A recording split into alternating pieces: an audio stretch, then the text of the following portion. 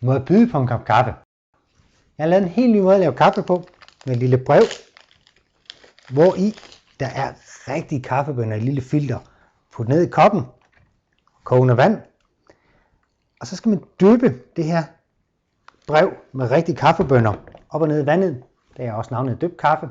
Så brygger man 1 kop kaffe ad gangen, og stadigvæk får den rigtige smag fra rigtige kaffebønner.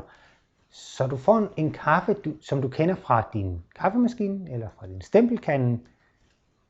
Den her gode kaffe. Nem og enkel måde, når det er 1 kop. Derudover så har vi gjort en lille smule ekstra. Jeg har nemlig også lavet det, så det er økologisk. Jeg har også en enkelt, der er Fairtrade.